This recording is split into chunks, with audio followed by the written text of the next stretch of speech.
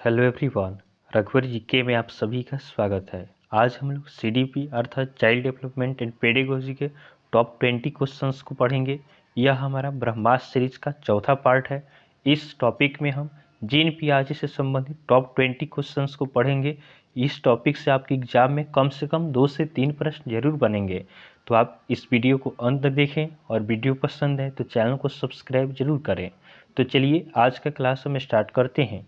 हमारा पहला प्रश्न है, जीन पियाजे ने अपने खुद के बच्चे के विकास के अध्ययन के परिणाम स्वरूप जिन विचारों का प्रतिपादन किया उसे किस नाम से जाना जाता है? जीन पियाजे ने अपने खुद के बच्चे के विकास के अध्ययन के परिणाम स्वरूप जिन विचारों का प्रतिपादन किया उसे किस नाम से जाना जाता है? तो इस प्रश्न का सही उत्तर होगा ऑप्शन ए, पियाजे के संज्ञानात्मक विकास सिद्धांत।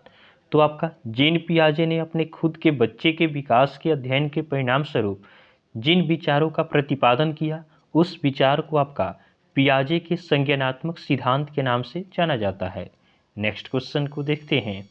अगला प्रश्न है, संज्ञानात्मक विकास का तात्पर्य डैश और डैश एकत्रित करने के तरीके से है। संज्ञानात्मक विकास का तात्पर्य डैश और डैश एकत्रित करने के तरीके से है। तो इस प्रश्न का सही उत्तर होगा ऑप्शन बी, सीखने और सूचनाएं एकत्रित करने के तरीके से है। तो आपका जीन पियाजे के संज्ञानात्मक विकास का तात्पर्य सीखने और सूचनाएं एकत्रित करने के तरीके से है। अगला प्रश्न है, जीन पियाजे कहाँ के मनोवैज्ञानिक थे? जीन पियाजे मनोवैज्ञानिक थे, कहाँ के थे? तो इस प्रश्न का सही उत्तर होगा ऑप्शन सी, स्विट्जरलैंड। तो आपका जीन पियाजे स्विट्जरलैंड के मनोवैज्ञानिक थे। नेक्स्ट क्वेश्चन को देखते हैं। अगला प्रश्न है, वातावरण के अनुसार खुद को ढालना क्या कहलाता है? वातावरण के अनुसार खुद को ढाल लेना क्या कहलाता है? तो इसका सही उत्तर होगा ऑप्शन ए, अनुकूलन। तो आपका वातावरण के अनुसार खुद को ढाल लेना आपका अनुकूलन कहलाता है। नेक्स्ट क्वेश्चन को देखते हैं।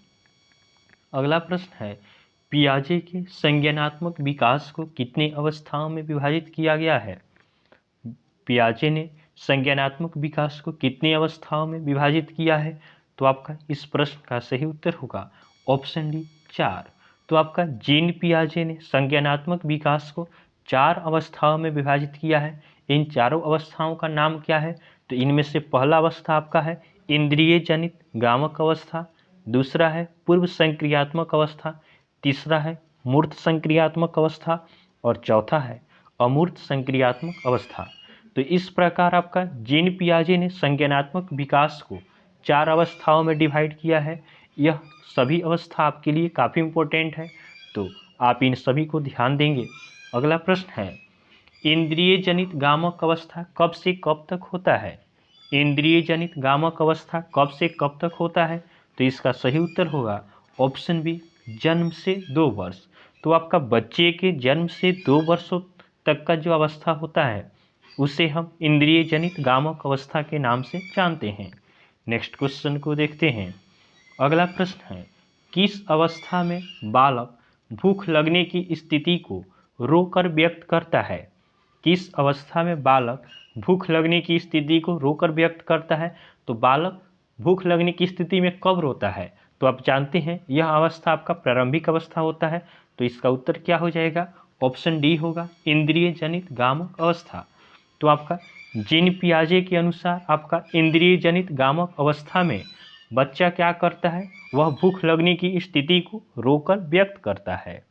अगला प्रश्न है, पूर्व संक्रियात्मक अवस्था कब से कब तक होता है? पूर्व संक्रियात्मक अवस्था कब से कब तक होता है? तो इसका सही उत्तर होगा ऑप्शन बी, 2 से 7 वर्ष। तो आपका इंद्रिय जनित गामक अवस्था पहला हमारा था, यह आपका जन्म से 2 वर्ष तक होता है।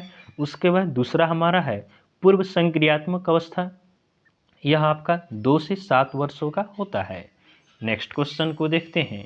अगला प्रश्न है, किस अवस्था में बालक अपने परिवेश की वस्तुओं को पहचानने एवं उसमें विभेद करने लगता है? किस अवस्था में बालक अपने परिवेश की वस्तुओं को पहचानने एवं उसमें विभेद करने लगता है? तो इसका सही उत्तर हमारा होगा ऑप्शन बी, पूर्व संक्रियात्मक अवस्था। यह अवस्था आपका 2 से 7 वर्षों का होता है। इस अवस्था में क्या होता है? बालक अपने परिवेश की वस्तुओं को पहचानने एवं उसमें विभेद करने लगता है। नेक्स्ट क्वेश्चन को देखते हैं। हमारा अगला प्रश्न है, बालक में भाषा का विकास किस अवस्था में प्रारंभ हो जाता है? बालक में भाषा का विकास किस अवस्था में प्रारंभ होता है? तो इसका सही उत्तर होगा ऑप्शन सी, पूर्व संक्रियात्मक अवस्था। तो आपका पूर्व संक्रियात्मक अवस्था में बालक में भाषा का विकास प्रारंभ हो जाता है। अगला प्रश्न है, मूर्त संक्रियात्मक अवस्था कब से कब तक होता है? मूर्त संक्रियात्मक अवस्था कब से कब तक होता है? तो इसका सही उत्तर होगा ऑप्शन बी, 7 से 11 वर्ष। तो आपका मूर्त संक्रियात्मक अवस्था यह जीन पियाजे का तीसरा अवस्था है। यह आपका 7 से 11 वर्षों तक होता है। नेक्स्ट क्वेश्चन को देखते हैं। अगला प्रश्न है, अमूर्त संक्रियात्मक अवस्था कब से कब तक होता है? अमूर्त संक्रियात्मक अवस्था कब से कब तक होता है? तो इस प्रश्न का सही उत्तर होगा ऑप्शन डी, 11 वर्ष से प्रौढ़ावस्था तक। तो आपका अमूर्त संक्रियात्मक अवस्था 11 वर्ष से प्रारंभ होकर प्रौढ़ावस्था तक होता है। नेक्स्ट क्वेश्चन है, किस अवस्था में बालक में अच्छी तरह से सोचने, समस्या समाधान करने एवं निर्णय लेने की क्षमता का विकास हो जाता है?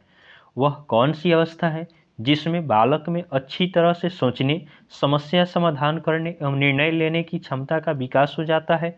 तो इस प्रश्न का सही उत्तर होगा ऑप्शन ए, अमूर्त संक्रियात्मक अवस्था।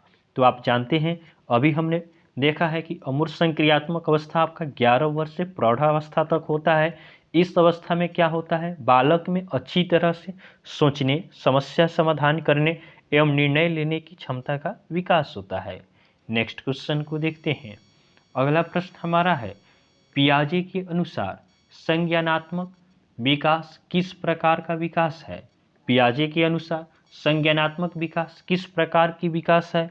तो इस प्रश्न का सही उत्तर होगा ऑप्शन बी, निरंतर चलने वाली।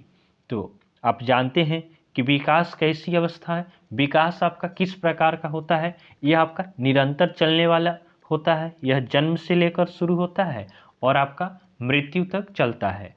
तो पियाजे के अनुसार भी आपका संज्ञानात्मक जो विकास होता है वह निरंतर चलने वाली प्रक्रिया है। अगला प्रश्न हमारा है, डैश अवस्था के बालकों के लिए शिक्षक को मूर्त संसाधनों एवं दृश्य श्रव्य सामग्रियों का प्रयोग करना चाहिए? किस अवस्था के बच्चों के लिए आपका शिक्षक को मूर्त संसाधनों एवं दृश्य श्रव्य सामग्रियों का प्रयोग करना चाहिए? तो इसका सही उत्तर होगा ऑप्शन बी, पूर्व संक्रियात्मक अवस्था। तो आपका जो बच्चे पूर्व संक्रियात्मक अवस्था में होते हैं उनके लिए आपका शिक्षक को मूर्त संसाधनों एवं दृश्य श्रव्य सामग्रियों का प्रयोग करना चाहिए। नेक्स्ट क्वेश्चन को देखते हैं। अगला प्रश्न है, पियाजे थे, तो पियाजे कौन थे? पियाजे आपका एक मनोवैज्ञानिक थे। तो ऑप्शन सी हमारा सही उत्तर हो जाएगा। पियाजे आपका स्विट्जरलैंड के मनोवैज्ञानिक थे। ऑप्शन सी हमारा सही उत्तर है।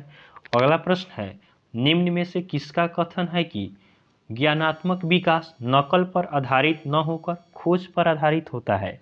किसका कथन है कि ज्ञानात्मक विकास आपका नकल पर आधारित न होकर यह खोज पर आधारित होता है? तो इसका सही उत्तर होगा ऑप्शन ए, जीन पियाजे। तो आपका जीन पियाजे का यह कथन है कि ज्ञानात्मक विकास आपका नकल पर आधारित न होना चाहिए, यह आपका खोज पर आधारित होना चाहिए। नेक्स्ट क्वेश्चन को देखते हैं। अगला हमारा प्रश्न है, पियाजे ने किसी बच्चे के विचारों में नए विचारों के समावेश हो जाने को क्या कहा है? पियाजे ने किसी बच्चे के विचारों में नए विचारों के समावेश हो जाने को क्या कहा है?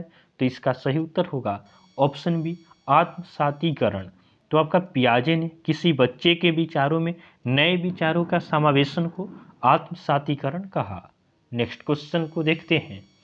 अगला प्रश्न है, पियाजे के अनुसार विकास की पहली अवस्था के दौरान बच्चा डैश सबसे बेहतर सीखता है? पियाजे के अनुसार विकास की पहली अवस्था के दौरान बच्चा डैश सबसे बेहतर सीखता है? तो इसका सही उत्तर होगा ऑप्शन डी, इंद्रियों के प्रयोग द्वारा। तो पियाजे के अनुसार विकास की पहली अवस्था के दौरान बच्चा इंद्रियों के प्रयोग द्वारा सबसे बेहतर सीखता है। विकास का प्रथम अवस्था कौन होता है? तो जीन पियाजे के अनुसार विकास का प्रथम अवस्था आपका इंद्रिय जनित गामक अवस्था होता है। इस अवस्था में बच्चा आपका इंद्रियों के प्रयोग द्वारा बेहतर तरीके से सीखता है। आज का हमारा लास्ट क्वेश्चन है कि पियाजे के अनुसार संज्ञानात्मक विकास के किस चरण पर बच्चा वस्तु अस्थायित्व को प्रदर्शित करता है। पियाजे के अनुसार संज्ञानात्मक विकास के किस चरण पर बच्चा वस्तु अस्थायित्व को प्रदर्शित करता है। तो इसका सही उत्तर होगा ऑप्शन डी, पूर्व संक्रियात्मक अवस्था। तो आपका पूर्व संक्रियात्मक की अवस्था में आपका बच्चे में वस्तु अस्थायित्व प्रदर्शन करने की क्षमता उत्पन्न हो जाती है। तो ऑप्शन डी हमारा सही उत्तर है। तो इस तरह हमने जीन पियाजे से संबंधित टॉप 20 क्वेश्चंस को पढ़ा है, जो आपके सीटेट एग्जाम के दृष्टिकोण से काफ़ी इंपॉर्टेंट टॉपिक है। तो आपको वीडियो पसंद आया हो तो आप वीडियो को लाइक करें, चैनल को सब्सक्राइब करें तथा अपने फ्रेंड के साथ जरूर शेयर करें। तो चलिए आज के लिए हम इतना ही रखते हैं, फिर नेक्स्ट वीडियो में आपसे मिलेंगे। तब तक के लिए धन्यवाद।